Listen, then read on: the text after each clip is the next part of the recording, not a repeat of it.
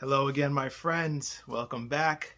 So, continuing our conversation on overcoming food addiction and getting to the point where you can put your plan into action to realize and successfully obtain your goals.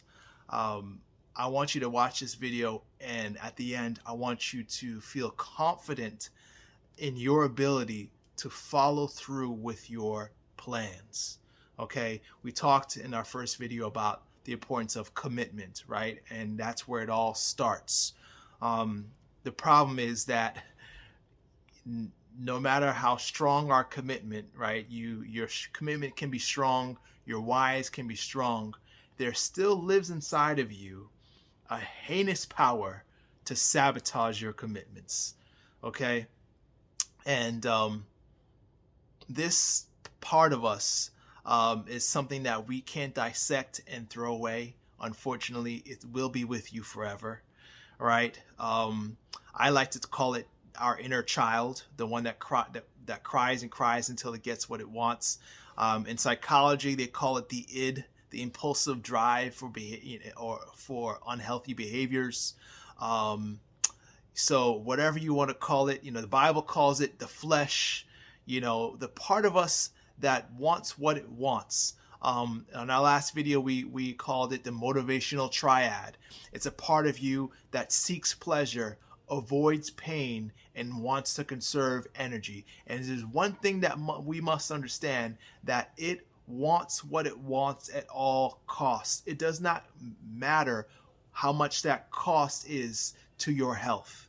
Okay, it could be chocolate laced poison, and that inner child will want you to eat it anyway. You have to understand this. Okay, that craving or that splurge, that binge, that desire for whatever your favorite fruit is, it really comes from a base instinct inside of you that is very hard to control.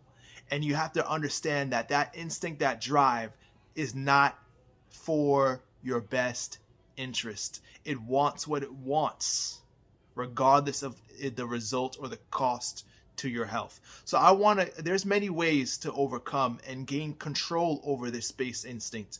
As I like to say, to strengthen the spirit to overcome, as the Bible says, the flesh, right? One of these ways is to have a strong and very detailed food plan. For example, in this template that we're going to go through. All right, so this is the food plan template. There's 4 categories that you can use in this food plan template, um, but 2 are the most important: the never category and the conditional category. To me, that's the most helpful. And by the way, this is a great resource from the book Never Binge Again from Dr. Livingston. I think it's a powerful resource and a book everyone needs to read. So the 4 categories are nevers, always, unrestricted, and conditionals. Nevers being foods, drinks, behaviors that you'll never indulge in again. Always being things that you will always do. Unrestricted, things that or behaviors or food, drinks that you will allow yourself to have without any limits. Very close to always. So they're kind of pretty much the same.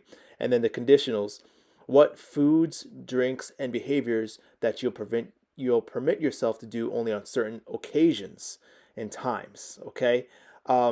So we're going to go into the details of these 4 categories, but just know that there's 3 things that are very important. Okay, why this food plan can be very powerful. Number one, having a food plan teaches your inner child that you are in control. Because believe it or not, your inner child will try to trick you. Surprise, surprise. It will try to trick you until 3 Snickers bars later, you have no idea. You finally realize that you're far from the good intentions that you started with, right?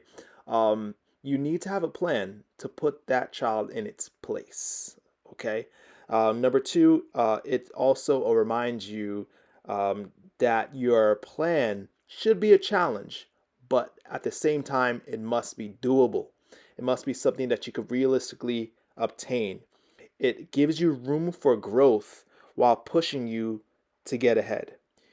You can, of course, amend your plan. And that's a third thing that's important in having a plan. Because over time, you might find that you want to change some categories or add some things. Okay? But I want you to treat this like the Constitution of the United States of America. This is that important. Okay? Your health, yes, is that important. And just like in the Constitution is a standing document, right? It allows for amendments, but there's checks and balances when it comes to amending the Constitution, right?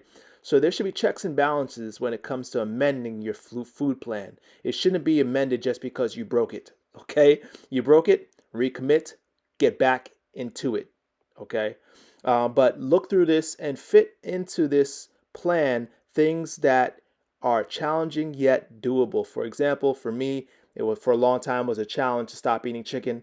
That was my biggest thing. So I went from maybe conditional, allowing myself to eat chicken only on weekends to eventually being able to just bring it down to conditional only on Thursdays, my free day, my cheat day. Now I don't eat chicken at all. It's not even a temptation, so I can now put chicken as a never. So, you can actually graduate and amend your constitution, but make sure that you are changing it in your favor. Remember, the goal is a whole food, plant-based vegan diet. If you want to get control of your diabetes and also lose weight, feel great, get that mental clarity in 6 weeks or less. Your success depends on, of course, how effectively you plan. A copy of this template will be attached to this email.